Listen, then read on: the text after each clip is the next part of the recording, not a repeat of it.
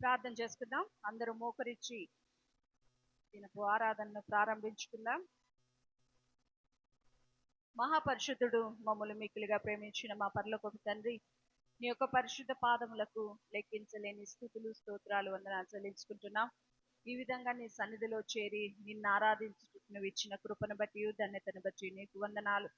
నాయన, వాక్యం అందించే నీ దాసుల్ని మీరు ఎత్తి పట్టమని వేడుకుంటున్నాను. మాకు కావలసిన నాయన చక్కటి వర్తమానాన్ని నీవు దయచేయండి. నాయన, పాటలు పాడే బిడ్డల్ని నీ స్వాధీనంలో ఉంచుకోండి. వాద్యాలు వాయించే వారిని కూడా నీ యొక్క నాయన ఆత్మతో నువ్వు నింపమని వేడుకుంటున్నాను. ప్రభువా నా యేసయ్య, మరి తండ్రి, ఈ దినం జరగబోయే కార్యక్రమాలన్నింటిలో నీవు ఉండమని వేడుకుంటున్నాం. నిద్రాశక్తులను, అల్లారు శక్తులను మీరు బంధించి కేవలము నీ నామానికి మాత్రమే మహిమ తెచ్చుకోమని, భోజన కార్యక్రమాలంతటిని కూడా ఆశీర్వాదకరంగా జరిగించమని యేసు నామం పేరట బ్రతిమలాడి వేడుకొంచున్నాము తండ్రి, ఆమేన్. గీతం గీతం జయ జయ గీతం చేపట్టి పాడెదము, యేసురాజు లేచెను హల్లెలూయా, జయమర్పటించెదా. అందరూ చప్పట్లు కొడుతూ పాడదాం. యేసురాజు లేచెను హల్లెలూయా, జయమర్పటించెదము. చూడు సమాధిని మూసిన రాణి దొరలుచు పరుగెడెను, చూడు సమాధిని మూసిన రాణి దొరలుచు పరుగెడెను. హద్దు వేసిన ముద్ర కావాలి నిలుచెను దైవసుతుని ముందు, హద్దు వేసిన ముద్ర కావాలి నిలుచెను దైవసుతుని ముందు. గీతం గీతం జయ జయ గీతం జయం తట్టి పాడెదము, యేసురాజు లేచెను హల్లెలూయా, జయమర్పటించెదము. యేసురాజు లేచెను హల్లెలూయా, జయమర్పటించెదము. వలదు వలదు వేడువ వలదు మరువిడి ప్రచలించుడి, వలదు వలదు వేడువ వలదు మరువిడి ప్రచలించుడి. తాను చెప్పిన విధమున తిరిగి లేచెను వెల్లుడి కాలలయకు, తాను చెప్పిన విధమున తిరిగి లేచెను వెల్లుడి కాలలయకు. గీతం గీతం జయ జయ గీతం చేకట్టి పాడెదము, యేసురాజు లేచెను హల్లెలూయా, జయమర్పటించెదము. యేసురాజు లేచెను హల్లెలూయా, జయమర్పటించెదము. గుమ్మము తెరచి చక్కగా నడువు జయ వీరుడు రాగా, గుమ్మము తెరచి చక్కగా నడువు జయ వీరుడు రాగా. విరివేణ తాళ వాయుజములెత్తి ధ్వనించుడి, విరివేణ తాళ వాయుజములెత్తి ధ్వనించుడి. గీతం గీతం జయ జయ గీతం చేపట్టి పాడెదము, యేసురాజు లేచెను హల్లెలూయా, జయమర్పటించెదము. యేసురాజు లేచెను హల్లెలూయా, జయమర్పటించెదము. హల్లెలూయా. విజయం నీ రక్తంలో, అభయం నీ హస్తంలో, విజయం నీ హస్తంలో, అభయం నీ హస్తంలో. సదాకాలం సమాధానం, సదాకాలం సదాకాలం నా రక్షకుడా నీలో. విజయం నీ హస్తంలో, అభయం నీ హస్తంలో, విజయం నీ రక్తంలో, అభయం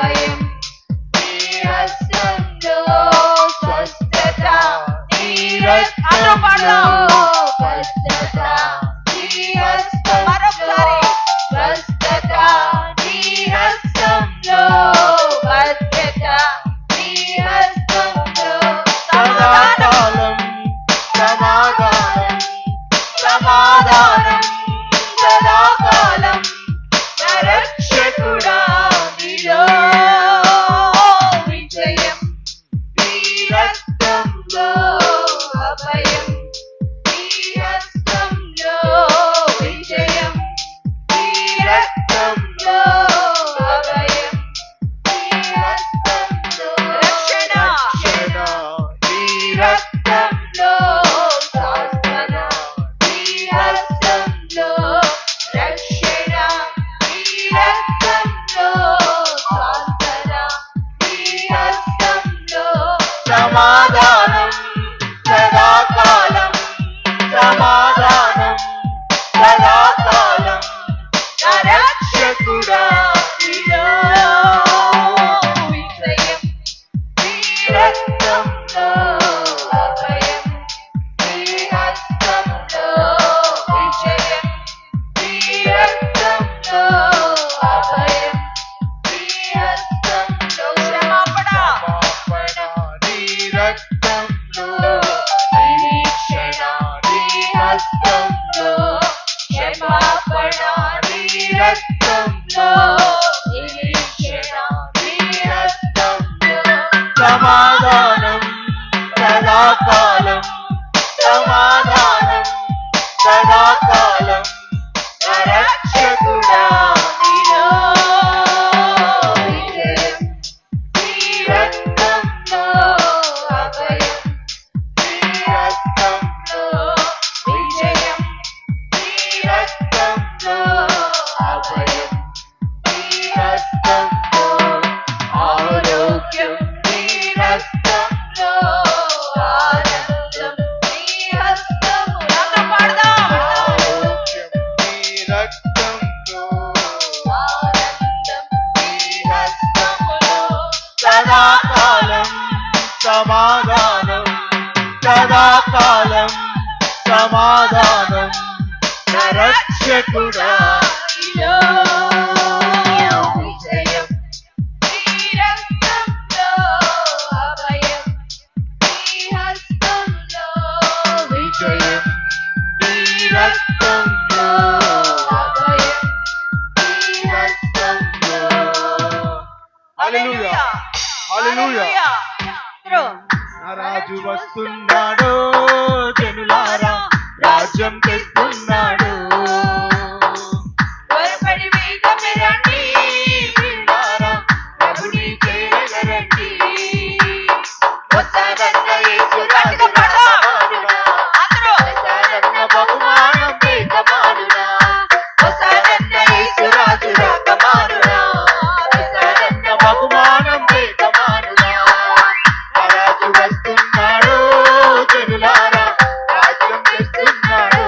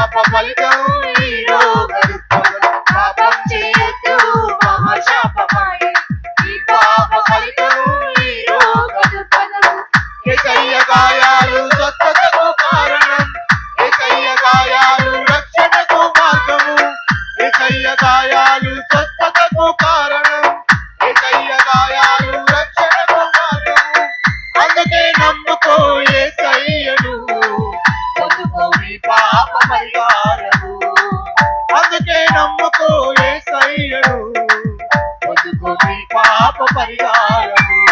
వస్తానన్న యేసు రాజు రాకమానునా, వస్తానన్న బహుమానం తేకమానునా, వస్తానన్న యేసు రాజు రాకమానునా, వస్తానన్న బహుమానం తేకమానునా. ఆ రాజు వస్తున్నాడో జనులారా, రాజ్యం తెస్తున్నాడు. త్వరపడి వేగమే రండి ప్రియులారా, ప్రభుని చేరగరండి.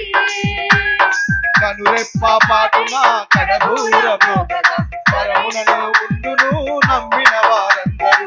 కనురెప్ప పాటున కడబూరబోగగా, పరమునను ఉందురు కనిపించురందురు. నమ్మిన వారందరూ శ్రమల పాలగుదురు, నమ్మని వారందరూ శ్రమల పాలగుదురు. అందుకే నమ్ముకో యేసయ్యను, పొందుకో నీ పాప పరిహారము. అందుకే నమ్ముకో యేసయ్యను, పొందుకో నీ పాప పరిహారము. వస్తానన్న యేసు రాజు రాకమానునా, వస్తానన్న బహుమానం తేకమానునా, వస్తానన్న యేసు రాజు రాకమానునా, వస్తానన్న బహుమానం తేకమానునా. ఆ రాజు వస్తున్నాడు జనులారా, రాజ్యం తెస్తున్నాడు. త్వరపడి వేగమే రండి ప్రియులారా, ప్రభుని చేరగరండి. ఆ రాజు వస్తున్నాడు జనులారా, రాజ్యం తెస్తున్నాడు. త్వరపడి వేగమే రండి ప్రియులారా, ప్రభుని చేరగరండి. వస్తానన్న యేసు రాజు రాకమానునా, వస్తానన్న బహుమానం తేకమానునా, వస్తానన్న యేసు రాజు రాకమానునా, వస్తానన్న బహుమానం తేకమానునా. ఆ రాజు వస్తున్నాడు జనులారా, రాజ్యం తెస్తున్నాడు. త్వరపడి వేగమే రండి ప్రియులారా, ప్రభుని చేరగరండి.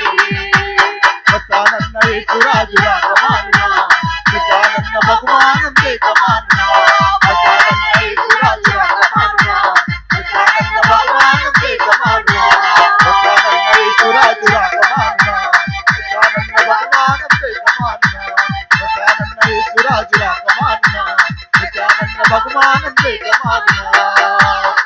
హల్లెలూయా, హల్లెలూయా. హల్లెలూయా. దేవుని స్తోత్రం. హల్లెలూయా, హల్లెలూయా. అందరూ చేతులెత్తి సంతోషంగా దేవుని స్తోత్రం చెప్తాం. హల్లెలూయా, హల్లెలూయా, హల్లెలూయా. ఇప్పుడు నేను చెప్పబోయే ఒక పెద్ద ఆయన గురించి చెప్పాలని ఆశపడుతున్నా. యోహాను సువార్త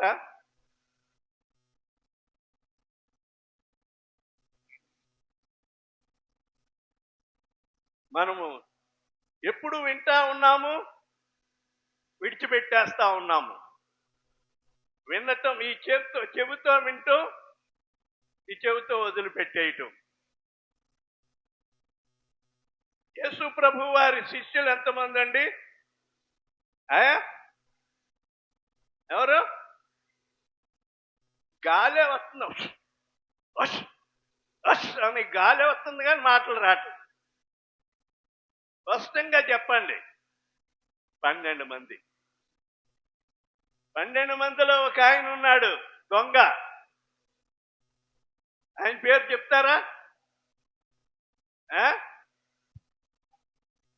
ఎవరండి? యూదా, ఇస్కరియోతు యూదా. ఇంకొక దొంగ ఉన్నాడు. ఇంకో దొంగ ఉన్నాడు. ఎవరండి? ఏమా చెప్పండి. నీకు అర్థం అవటానికే నేను చెప్పిస్తున్నాను. నేను చెప్తాను. నేను చెప్తే నీకేమవుతుందంటే అర్థం అవ్వదు. ఓ దొంగను గురించి చెప్పారు. ఆ దొంగ యేసు ప్రభువుని అమ్మేశాడు. ఇంకో దొంగ ఏమ్మా ఆయన్ని ఎరుగనని 3 సార్లు బొంకాడు. ఎవరు? పేతురు. ఇద్దరు కూడా యేసు ప్రభు శిష్యుల్లో వాళ్ళే. యేసు ప్రభు వారితో ఉన్నప్పుడు ఆయన అదే పదే పదే పదే పదే ఆయన చెప్తా ఉంటే ఆ మట్టి బుర్రలకి అర్థం అవ్వలేదు.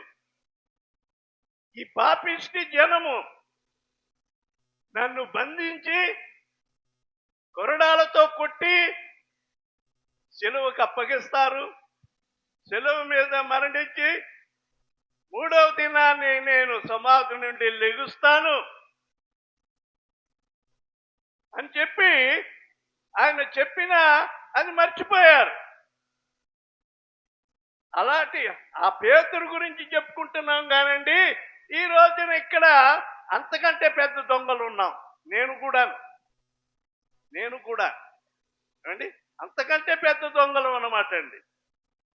ఆ రోజున ఆ యొక్క శ్రమ తప్పించుకోవటానికి వాళ్ళు ఎక్కడ చంపేస్తారో అని ఆయన నేను ఎరుగునని చెప్పి పేతురు పొంకాడు. ప్రభు చెప్పాడు, నీవు నా కొరకు నువ్వు ప్రాణం పెట్టలేవు,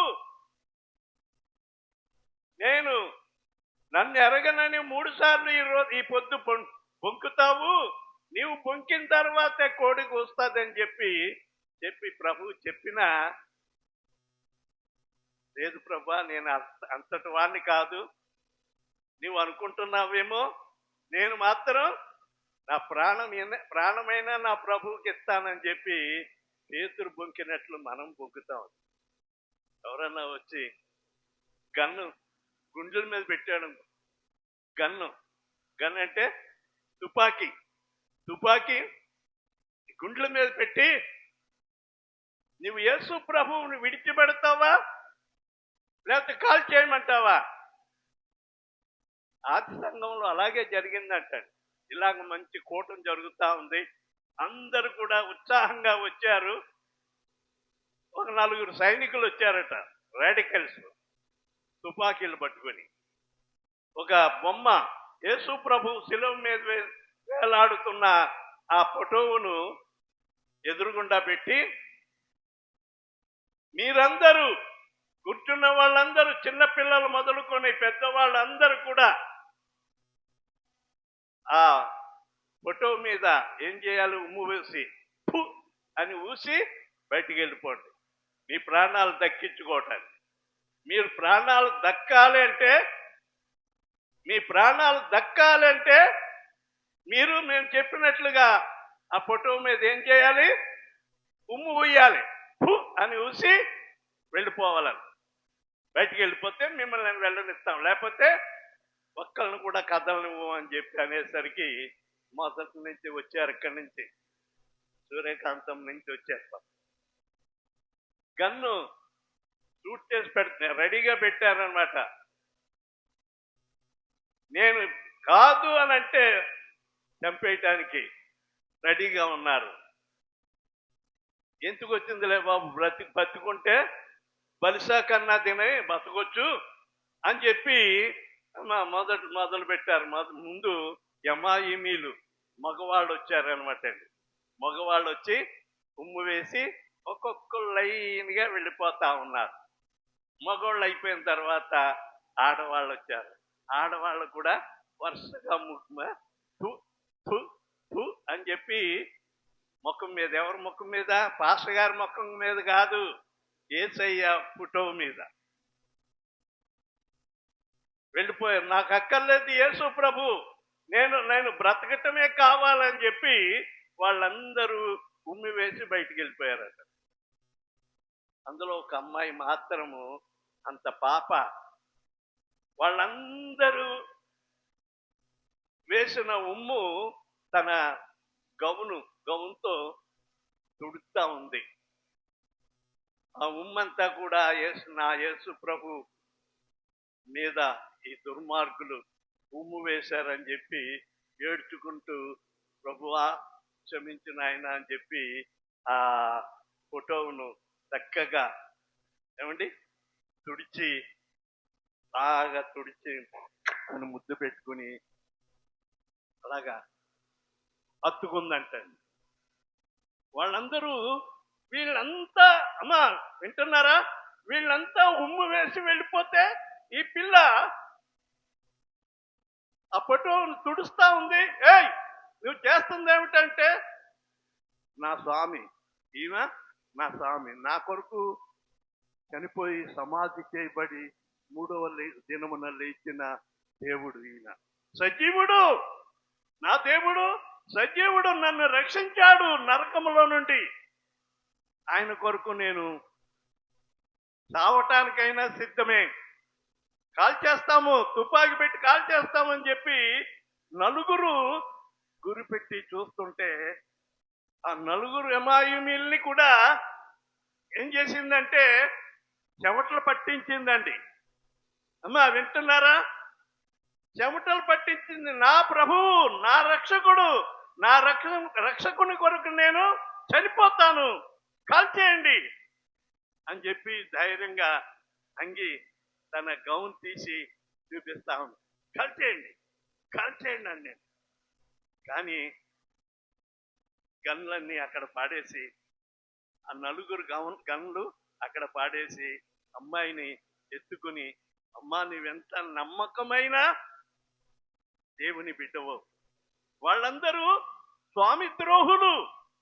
ఇంతవరకు మేము యేసును నమ్మాము నమ్మాము నమ్మాము, ఆయన కొరకు ప్రాణం పెడతాము అని చెప్పి వారందరూ ఏం చేశారంటే, ఏమండి, స్వామి ద్రోహం చేశారు. స్వామి ద్రోహం అంటే అండి, స్వామి ద్రోహం అంటే ఇందాక చెప్పారు కదా, ఇస్కరియోతు యూదా స్వామి ద్రోహం చేశాడు. 30 నాణ్యాలకు 30 రూపాయలకి నా యేసయ్యను అమ్మేశాడు. స్వామి స్వామి స్వామి అని చెప్పి వెంటాడి తిరిగిన వ్యక్తి యేసును అమ్మేశాడు. అక్కడ ఉన్న సభలో ఉన్న వారందరూ స్వామి ద్రోహులు, దేశానికి పనికిరారు వీళ్ళు, ఈ దేవునికి పనికిరారు. దేనికి పనికి వస్తారండి? అటు దేశానికి పనికిరారు, దేశం కొరకు ఏమైనా పోరాడగలరా? దానికి పనికిరారు, యేసు ప్రభువుకి పనికిరారు అని చెప్పి వాళ్ళందరినీ ఆ యొక్క నలుగురు వ్యక్తులు దూషించారట. వాళ్ళని నిజంగా ఈ యేసుని వదిలేసినందుకు వాళ్ళని నిజంగా కాల్చివేయాలి అని చెప్పి వారందరూ కూడా, చంపేస్తాం మిమ్మల్ని, మీరు ఇక్కడ కనపడ్డారంటే చంపేస్తామని చెప్పి అనేసరికి భయపడిపోయారండి. ప్రియమైన వారులారా, సమయంలో అలాగ ఎవరైనా ఒకవేళ సైనికులు ఎవరన్నా వచ్చి యేసు మీద ఉమ్ము వేసి మీ ప్రాణాలు దక్కించుకోండి అంటే ఎంతమంది, ఏమండి, ఆఫ్టర్ పింఛని కొరకే ఆయమ్మ ఫోన్ చేసి ఏం చేయమంటారు? బియ్యం ఇవ్వరట, పింఛని ఇవ్వరట. మా ఊళ్ళో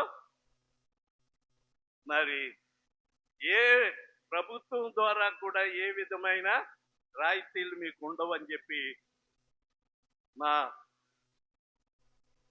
సర్పంచ్ ఇంటికి పిలిపించి ఈ మాటలు చెప్పాడు. ఏం చేయమంటారంటే, ఆ సంగతి నేను చెప్పనమ్మా, నీ సంగతి నీ ఇష్టము, ఏం చేసుకుంటావో, ఏది న్యాయం చెప్పండి మీరే. ఏది న్యాయమో మేము చెప్పమన్నాం, ఎందుకంటే గుళ్ళో ఉన్నారు కాబట్టి గుడి మాటలే చెప్తారు. నేను చెప్పమని చెప్పి మిమ్మల్ని బలవంతం చెయ్యను. అటువంటి సంఘటన ఏదైనా వస్తే ఏం చేస్తారు? ఒక మాట యోహాను సువార్త 21వ వచనము 3వ వచనం చదవండి. 21వ అధ్యాయము 3వ, ఉండమ్మా ఉండు, అందరు తీసుకోగలిగిన వాళ్ళు, 3వ వచనము చదువు. సీమోను పేతురు,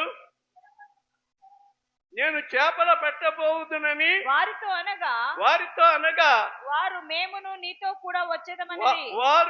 వారంటే ఎవరు? తక్కిన శిష్యులు. 12 మంది శిష్యుల్లో ఒకడు ఇస్కరియోతు యూదా గురిపెట్టుకుని చచ్చాడు. ఇంకా 11 మంది ఉన్నారు. 11 మంది భయపడి ఒక స్వరంగములో భూమిలో ఒక స్వరంగములో దాక్కుని ఉన్నారు. ఎక్కడ ప్రాణం తీసేస్తారో అని. అయితే వాళ్ళు కూర్చుని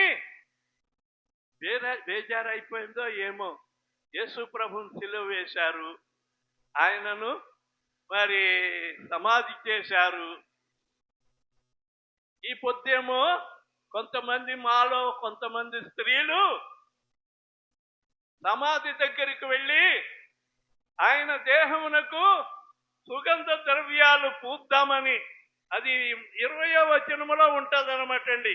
ఆదివారము ఇంకను చీకటిగా ఉన్నప్పుడు మగ్దలేని మరియయు పెందలకడే సమాధి యొద్దకు వచ్చి సమాధి మీద ఉండిన రాయి తీయబడుట చూచెను. ఆగండి. ఇంకా కొంతమంది స్త్రీలు ఏమండి, పురుషులు అమాయమీలందరూ అమ్మా ఎక్కడున్నారు? స్వరంగములో ప్రజలకు భయపడి ప్రాణాలు దక్కించుకోవటానికి ఒక గుహలో ఉన్నారు. స్త్రీలైతే దేనికైనా చెప్పుకోవాలంటే నిజంగా స్త్రీలే అండి. స్త్రీలే.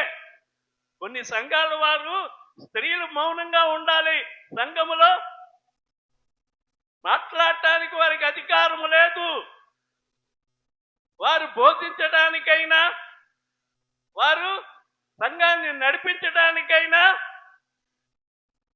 అధికారం లేదని చెప్పేసి కొన్ని సంఘాల వారు ఏం చేస్తారంటే ఆపు చేస్తా ఉంటారు, స్త్రీలను తొక్కేస్తా ఉన్నారు. అయితే ఇందాక చదివిన కీర్తన 68వ కీర్తన చూడండి. ఇందాక మనం చదువుకున్నాం కదా, అది తీసి చదివితే కొంతమంది అట్లాంటి వాళ్ళు ఏమన్నా ఉంటే తెలుసుకుంటారనమాట అండి. 68:11 వచనము. ప్రభువు మాట సెలవిచ్చుచున్నాడు. ఎవరండి? ప్రభువు మాట సెలవిచ్చుచున్నాడు. దానిని ప్రకటించు స్త్రీలు గొప్ప సైన్యమై ఉన్నారు. దేవుని స్తోత్రం చెప్పండి. హల్లెలూయా. మరి ఈ మాట ఏమిటి? దేవుని గురించి, యేసయ్యను గురించి ప్రభువు మాట సెలవిచ్చుచున్నాడు. దానిని ప్రకటించు స్త్రీలు గొప్ప సైన్యమై ఉన్నారటండి.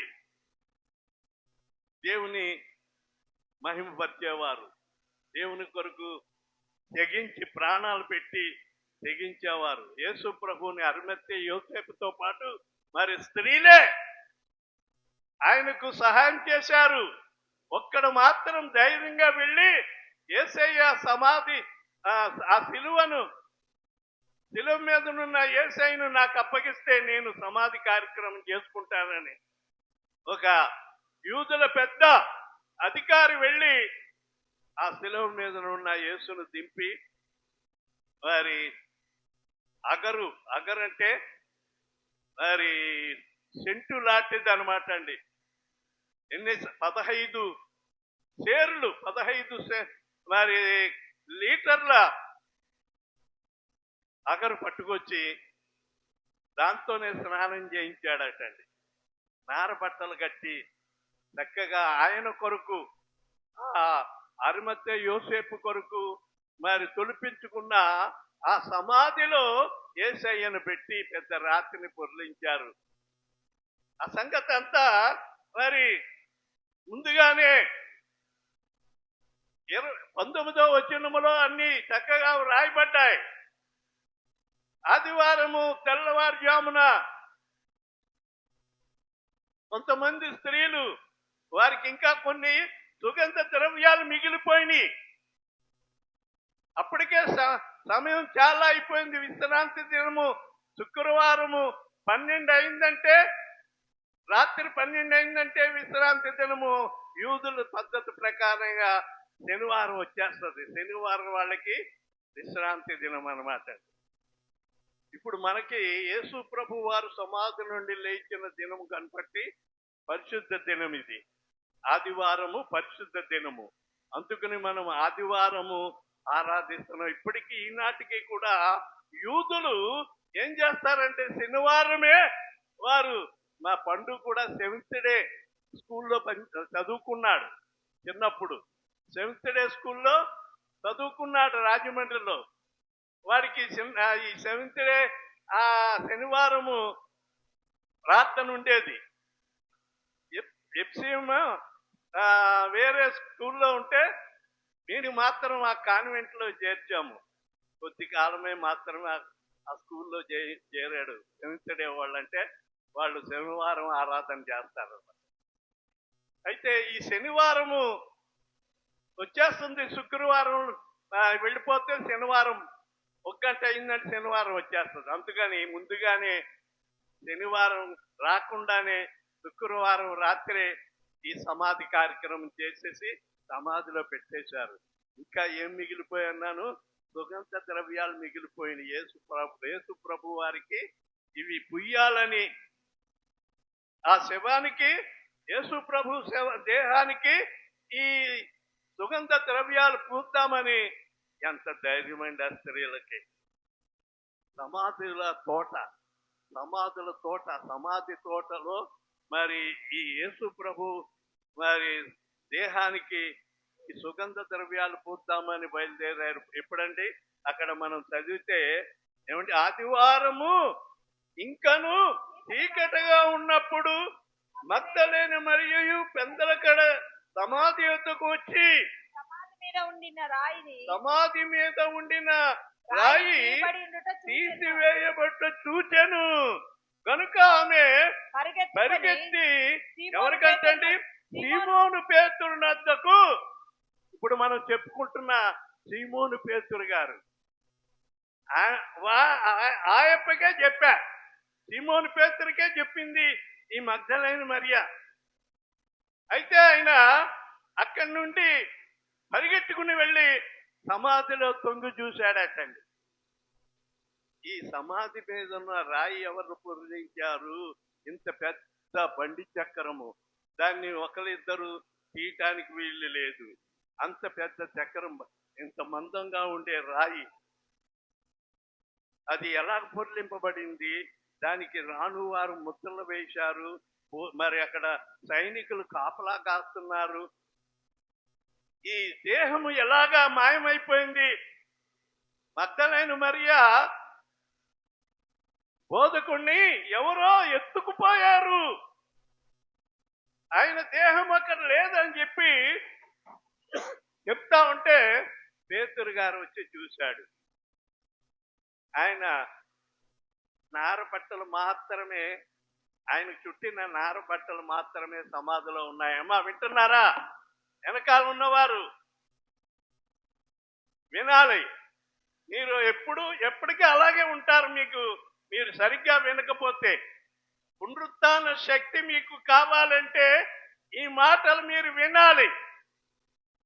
ఇక్కడ దేవుని నమ్ముకోవటం గొప్ప సంగతి కాదు. యేసు ప్రభు సమాధిలో నుండి ఎలాగ పైకి లేచాడో, ఆయన శక్తి లేకపోతే ఆ పెద్ద రాతిని పొర్లించడానికి ఎవరి తరము కాదు. రాను వారు సైనికులు కాపలా కాస్తున్నారు.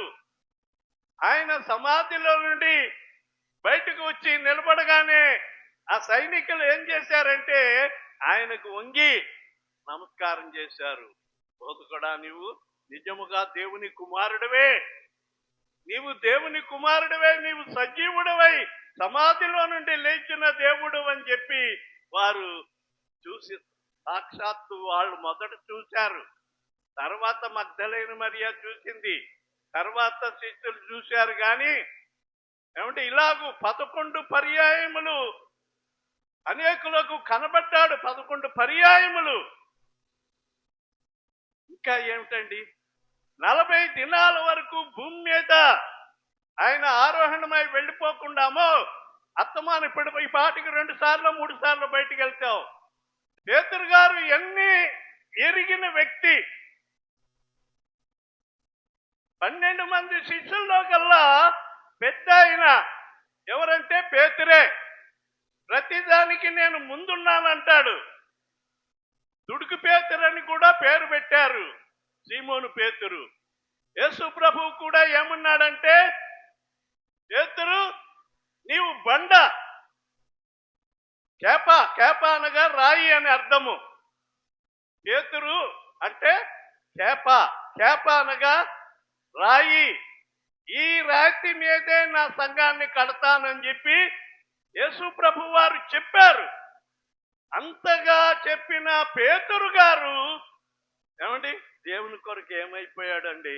అమ్మా, మన బతుకులు ఎలాగున్నాయో చూసుకోవడానికి ఈ మాటలు చెప్తున్నాను. ఈయన దారి తప్పాడు కాదు, ఈయన తప్పింది కాకుండా తక్కిన వారిని కూడా ఏమంటున్నాడంటే, వాళ్ళతో సైలెంట్ గా వెళ్ళిపోవచ్చు కదా, ఏదో చేపలు పట్టుకోవటానికి పోవాలనుకుంటే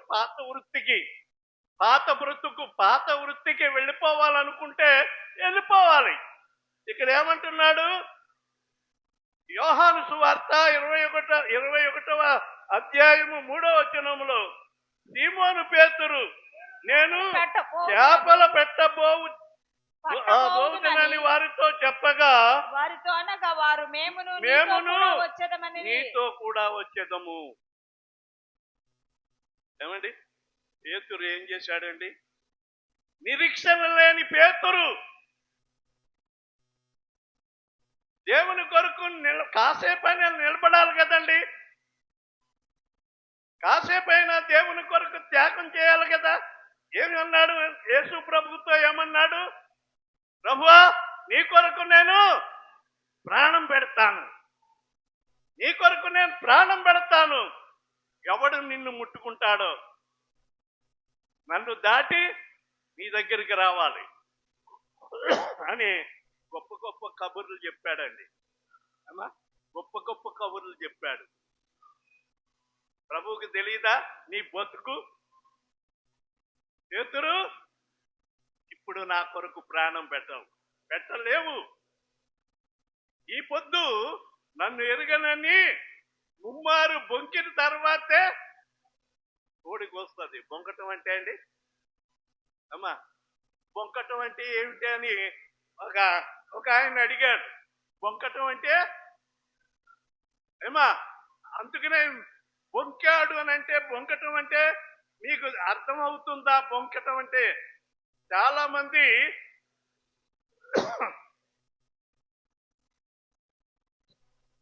తప్పు చేసి నేను చేయలేదని బొంకుతారనమాట అండి. అది బొంకటం అంటే.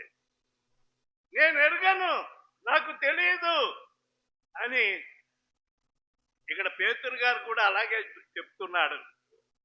పేతురు గారు కూడా 3 సార్లు ఒక చిన్న అమ్మాయి చూసి, పోయి నువ్వు గలిలయుడైన యేసుతో కూడా ఉన్నవాడు కదా అంటే, పోయి నేను ఎరుగను అని చెప్పా. ఇంకొంచెం దూరంలోనికి వెళ్ళిన తర్వాత ఇంకొకడు చూసి, నిజంగా నీవు ఆ చీకట్లలో కనబట్లేదు, ఆ వెలుగులో కని కనబడినట్టుగా ఉంది. ఈ పేతురుని వాళ్ళు గుర్తుపట్టారు, నీవు క్రీస్తుతో కూడా ఉన్నవాడు కదా అంటే, నాకు తెలియదు, నేను అడగను. ఇప్పుడు మనలో ఎవరైనా సరే, ఆ బేతేలు చర్చిలో నిన్ను చూశాను, నీవు ఆ చర్చి మనిషివి కదా అంటే, అయ్యో నాకు తెలియదు, నేను ఎప్పుడు కూడా అక్కడికే, అసలు ఎక్కడుందో కూడా నాకు తెలియదు అని చెప్పి అర్థంగా పొంకేవాళ్ళు లేరంటారా? చెప్పండి. ఏమా అయ్యా, నీ ప్రాణం అంటే నీకు తీపి, ఎవరి ప్రాణం వాళ్ళకే తీపి. రైతే చంపుతానంటే భయమే, పెడతామంటే ముందుకెళ్తాము, చంపుతామంటే వెనక్కి వెళ్తాము. కానీ ఇక్కడ దేవుని విషయంలో నీ త్యాగం ఎలాగుంది? పేతురు గారు మనకు ఒక పాఠంగా ఉంటూ ఉన్నాడు. ఇన్ని కార్యక్రమాల్లో ముందున్నవాడు యేసు ప్రభు సమాధిలో నుండి లెగిచాడన్న సంగతి కూడా ఆయన చూశాడు కళ్ళ ద్వారా. చూడండి, 19వ వచనములో చూస్తే చూడండి, 20 ఆదివారం సాయంకాలమున శిష్యులు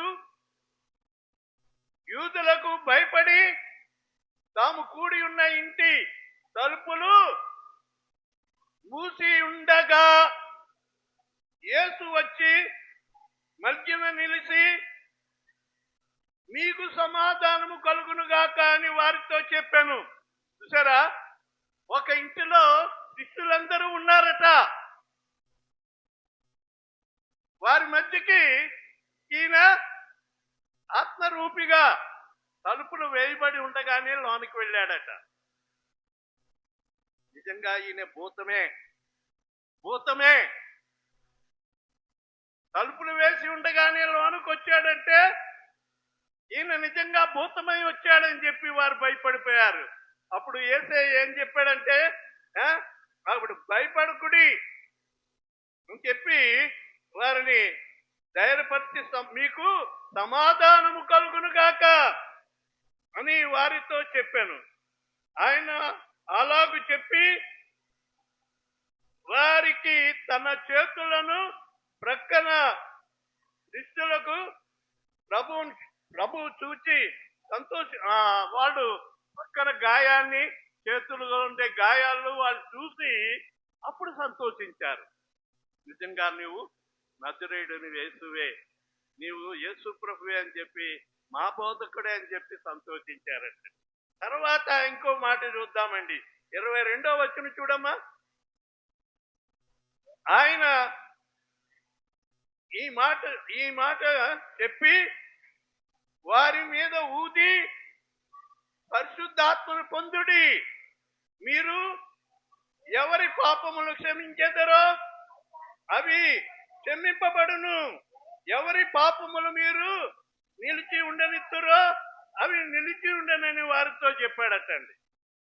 తర్వాత ఇంకొక సంగతి 24 చూస్తే యేసు చెప్పినప్పుడు 12 మందిలో ఒకడైన దిదుమా అనబడిన తోమా వారితో లేడటండి. 11 మందిలో 10 మందే ఉన్నారు, తోమా అనేవాళ్ళు లేడట.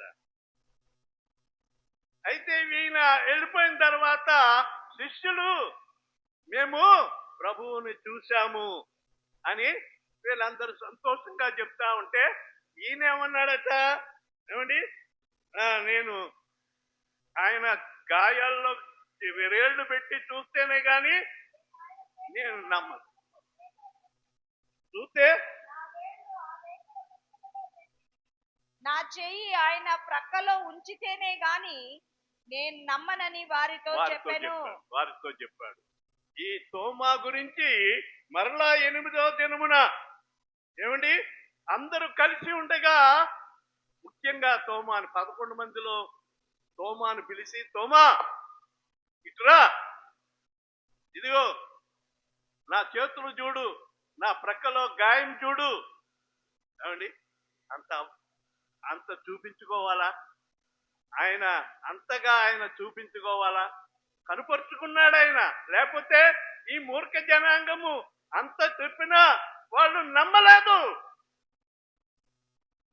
ఈ 21వ అధ్యాయంకి వచ్చేసరికి ఏమైందటండి, మరి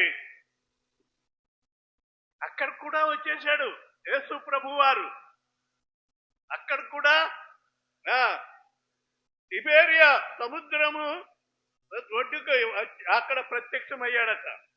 అయితే వారిలో ఏమన్నాడంటే, పేతురు అని ఆయన తన శిష్యులతో తనతో ఉన్న వారితో చెప్తున్నాడు, నేను చేపల పట్ట పోతున్నాను. ఎందుకంటే వాళ్ళ వృత్తి అది, పాత వృత్తి వదిలేసి యేసు ప్రభువును వెంబడించారు.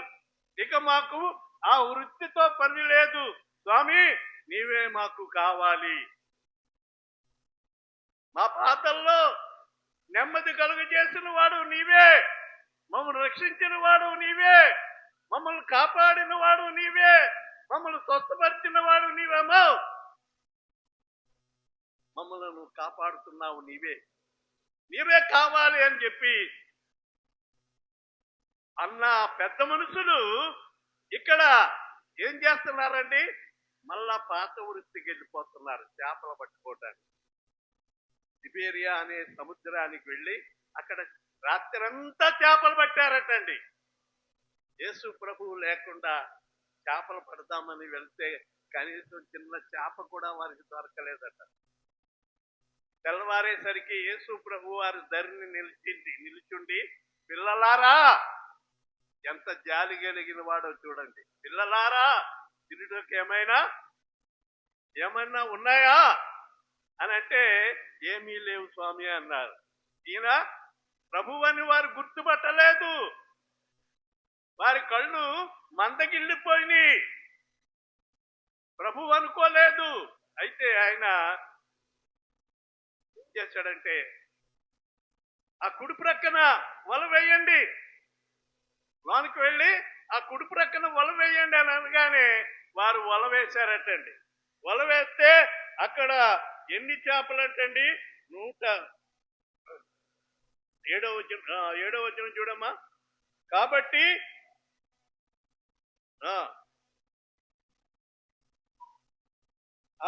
11వ వచనములో సీమోను పేతురు దోణి ఎక్కి వల దరికి లాగాను, అది 153 గొప్ప చేపలటండి.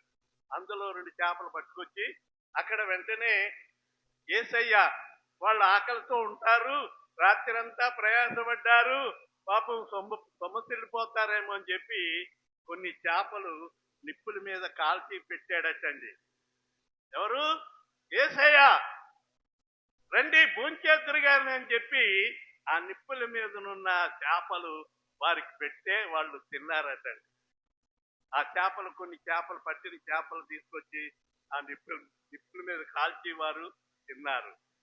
అప్పుడు సీమోను పేతురుని అంటాడు, ఏమండి, సీమోను 15వ వచనములో వారు భోజనం చేసిన తరువాత యేసు సీమోను పేతురుని చూసి, యోహాను కుమారుడైన సీమోను, వీరికంటే నన్ను ఎక్కువగా ప్రేమిస్తున్నావా? ఈ తక్కిన వారి కంటే నీవు ఎక్కువగా ప్రేమిస్తున్నావా అంటే ఏమన్నాడండి? ప్రేమిస్తున్నానన్నాడు అక్కడ. వారికంటే ఎక్కువగా ప్రేమిస్తున్నావా అనగానే, అవును ప్రభువా, నేను నిన్ను ప్రేమించుతున్నానని నీవే ఎరుగుదువు అన్నాడు. మళ్ళా రెండవసారి అడిగాడు. మరలా ఆయన యోహాను కుమారుడైన సీమోను నన్ను ప్రేమించుతున్నావా అని రెండవసారి అడుగగా, అవును ప్రభువా, నేను నిన్ను ప్రేమించుతున్నాను అని నీవే ఎరుగుదు అని చెప్పాను. ఇలాగ ముమ్మారు అక్కడ. అయితే నా గొర్రెలను కాయుము, ఆయన ఏమన్నాడు? నా గొర్రెలను కాయుము అని చెప్పి మూడవసారి అడిగినందుకు కొంచెం వ్యసన పడ్డాడటండి. ఎవరు? అడిగినందుకే ఇంత వ్యసన పడితే దేవుడిచ్చే రక్షణ ఊరికే వస్తుందా? దేవుని కాపుదల నీకు ఊరికే దొరుకుతుందా అమ్మా? నెమ్మది కావాలంటే యేసయ్య దగ్గరికి రావాలా. యేసయ్యను పూర్తిగా ఎంతమంది ఎన్ని రకాలుగా నీకు పాడు మాటలు చెప్పినా, వెనక్కి లాగినా, మరి నీవేం చేస్తావో నీకు నీవే పరిశీలన చేసుకో. నేను ముగిస్తాను, సమయం అయ్యింది. యేసు ప్రభు వారు ఆ సీమోను పేతురుని అడిగినట్లు సమయములో, అయ్యా నీవు నన్ను ప్రేమిస్తున్నావా, అమ్మా నీవు నన్ను ప్రేమిస్తున్నావా అని ఆయన అడుగుతూ ఉన్నాడు. మరి నీ సమాధానం ఏమిటి? నువ్వేం చెప్పబోతున్నావు? అయ్యా నీవే నాకు కావాలి, నీవు సజీవుడు అయిన దేవుని కుమారుడవు, ఎవరు ఏమి చెప్పినా వారి మాటలు నేను నమ్మను, నీవే నాకు కావాలి, నిత్య జీవములు కలిగిన వాడవు నీవే, నిత్య జీవం మాటలు కలిగిన వాడు నీవే నాకు కావాలని చెప్పి ప్రభువుని హత్తుకుంటారా? ప్రభువుని వెంబడిస్తారా? ప్రభు కొరకు నిలబడతారా? నీ జీవితాన్ని ప్రభు కొరకు త్యాగం చేస్తారా? నీ త్యాగమును బట్టి దేవుడు నిన్ను, నీ కుటుంబాన్ని ఆశీర్వదిస్తాడు. దేవుడి మాటలు దీవించుగాక. ఆమేన్. మా తండ్రి, ప్రేమ కలిగిన మా ప్రభువా, ఈ దినము ఈ ఆరాధన చక్కగా ఆదివారం జరిగించుకోవటానికి నీవెంతో సహాయం చేశారయ్యా. మీకు వందనాలు ప్రభు, వందనాలు నాయన, వందనాలు మా ప్రభువా, మా దేవా. నాయన ఈ యొక్క ఆరాధనలో పాల్గొన్న ప్రతి బిడ్డను మీరు దీవించవలసిందిగా మనం చేస్తున్నాం. లేట్ అయిందని ఎవరు కూడా నాయన మా ప్రభువా ఆలోచన చేయకుండా నా దేవుని సన్నిధిలో ఇంతవరకు గడిపామని దానికి ప్రతిఫలం దేవుడిస్తాడనే నిరీక్షణతో నీ సన్నిధిలో కనిపెట్టడానికి నీ కృప దయచేయండి. అలాగే నేను ఆయన నీ సన్నిధిలో సమర్పింపబడిన కానుకలను, దశమ భాగములను, నాయన ఏమేమి పలహారాలు ఏం తీసుకుని వచ్చారో నాయన వాటికి అనేక రెట్లు ప్రతిఫలం దయచేయమని మనం చేస్తున్నాం. మా ప్రభువా, మా దేవ, కరుణామయుడా, అలాగే భోజనాలు సిద్ధం చేసిన నాయన గంగాదేవి తన యొక్క కుమార్తె కుటుంబాన్ని మీరు దీవించండి. ఆయన తనకిచ్చిన తండ్రి బిడ్డను కూడా మీరు దీవించండి. అలాగనే మా ప్రభువా మరి బల్లకు సిద్ధపరిచిన బిడ్డను దీవించండి. ఆయన భోజనాలు సిద్ధపరిచిన నాయన బిడ్డలను కూడా మీరు ఆశీర్వదించి వారి కుటుంబాలు దీవించమని మనం చేస్తున్నాం. ఈ మనవులు అంగీకరించమని ఈ ఏప్రిల్ మాసం అంతా నీ పరలోక దీవెనలు మెండుగా మాకు దయచేయవలసిందని నజరేయుడైన యేసయ్య నామములో వేడుకొనుచున్నాను తండ్రి, ఆమేన్. ఆశీర్వాదం. తండ్రి అయిన దేవుని ప్రేమ, ప్రభు అయిన యేసుక్రీస్తు వారి యొక్క కృప, పరిశుద్ధాత్మ యొక్క నిత్య సహవాసము, సమాధానం కూడిన మనందరికీ సదా తోడై ఉండును గాక. ఆమేన్.